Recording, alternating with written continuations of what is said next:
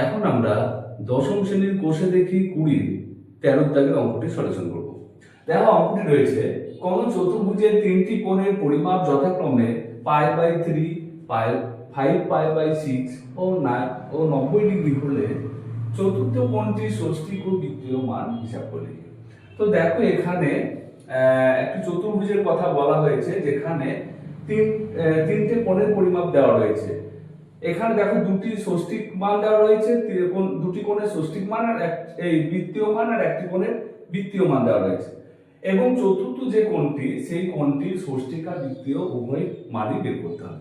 তো দেখো আমরা এখানে প্রথমত যেটা করব যে এখানে যেহেতু দুটো ষষ্ঠী বৃত্তীয় মানে রয়েছে, সুতরাং এই যে 90 ডিগ্রি এইটাকে আমরা বৃত্তীয় মানে কনভার্ট করে দেব। তো দেখো সেটা করার জন্য আমরা কি করে থাকি যে 180 ডিগ্রি সমান 180 ডিগ্রি সমান কত? পাই রেডিয়ান। 1 ডিগ্রি সমান হচ্ছে পাই রেডিয়ান বাই 180 আর 90 ডিগ্রি সমান হচ্ছে পাই রেডিয়ান বাই 180 ইন্টু 90। এবার দেখো 0 0 2 কে 2 9 2 গুণে 9 2 8, তাহলে এটা কত হলো? পাই রেডিয়ান বাই কত? 2। এবার পাই বাই 2, পাই বাই 2। হ্যাঁ, সুতরাং আমরা এবার তিনটি কোণের পরিমাপ আমরা জেনে গেলাম যে তিনটি কোণের ষষ্ঠিক পদ্ধতিতে পরিমাপ কত সেটা জেনে গেলাম। আমরা তাহলে লিখতে পারি, দেখো চতুর্ভুজটির, এবার লিখবো যে চতুর্ভুজটির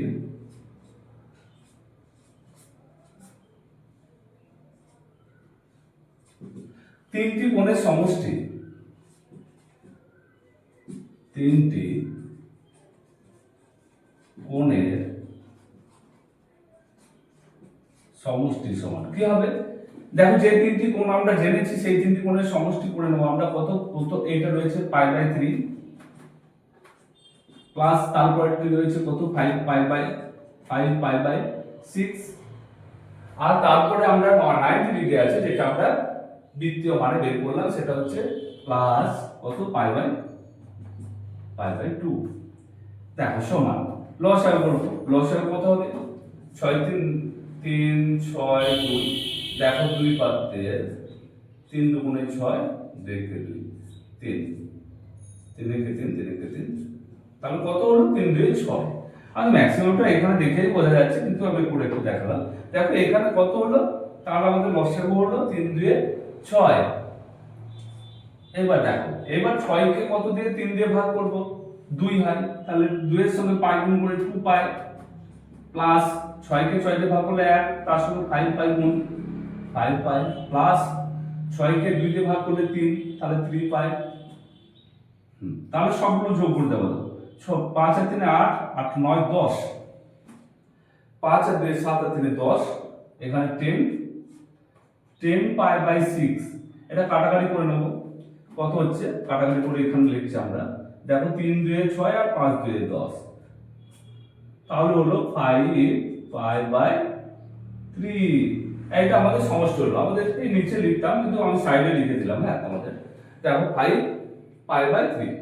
এইবার দেখো আমাদের কি বের করতে হবে? আমাদের তাহলে তিনটি কোণের সমষ্টি যখন পেয়ে গেছি, আর তাহলে আমাদের চতুর্থ কোণটা এবার বের করা কিন্তু সহজ হবে। কিভাবে না, আমাদের কিন্তু তাহলে একটি বিষয় জানা দরকার আছে। যেমন ত্রিভুজের ক্ষেত্রে আমরা জেনেছিলাম যে তিনটি কোণের সমষ্টি জেনেছিলাম, আমরা চতুর্ভুজের ক্ষেত্রেও জানবো যে চতুর্ভুজের চারটি কোণ হয়, সেই চারটি কোণের সমষ্টি কত সেটা আমরা লিখছিলাম। চতুর্ভুজের, এটা সবাই মনে রাখবে, যদিও জানা বিষয়, চতুর্ভুজের চারটি কোণের সমষ্টি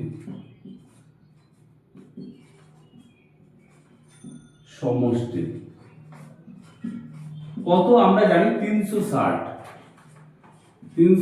ডিগ্রি। হ্যাঁ, 360 ডিগ্রি। এটাকে আমরা কি করব? যেহেতু এখানে বৃত্তীয় মানে বের করেছি, তাহলে ষষ্ঠীর মান থেকে আমরা বৃত্তীয় মান করব।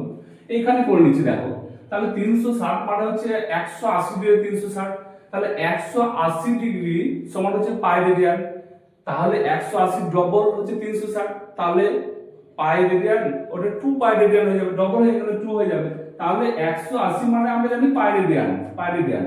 এইবার 180 ডবল রয়েছে এখানে, তাহলে তার সঙ্গে 2 গুণ করে দেবো, তাহলে 2 পাই রেডিয়ান।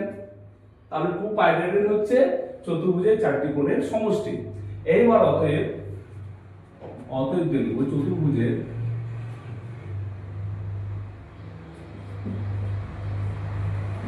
চতুর্থ কোণটির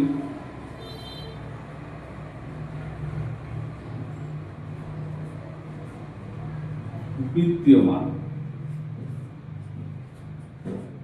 যেহেতু এখানে বৃত্তীয় মানে 3টি সমষ্টি এবং এই চতুর্ভুজের 4টি কোণের সমষ্টি রয়েছে, তাহলে আমরা প্রথমত বৃত্তীয় মান বের করব। বৃত্তীয় মান সংখ্যা হবে, দেখো সমষ্টি কত, 2 পাই রেডিয়ান। এখানে মাইনাস কত, এটা সমষ্টি 3টি কোণের সমষ্টি বিয়োগ করে দেবো, তাহলে 5 পাই বাই 3।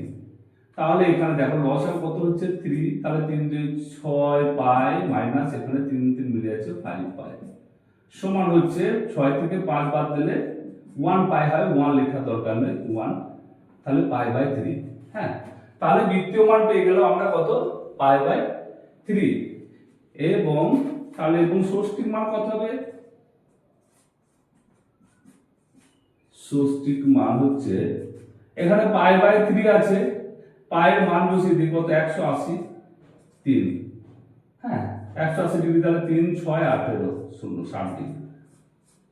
তাহলে ষষ্ঠিক মান হলো আমাদের 3 6 18, হ্যাঁ 160 ডিগ্রি। এই হ্যাঁ ষষ্ঠিক মান 60 ডিগ্রি। তাহলে আমাদের চতুর্থ কোণটির বৃত্তীয় মান হচ্ছে কত, পাই বাই 3। এই হ্যাঁ, বৃত্তীয় মান পাই বাই 3 আর ষষ্ঠিক মান 60 ডিগ্রি।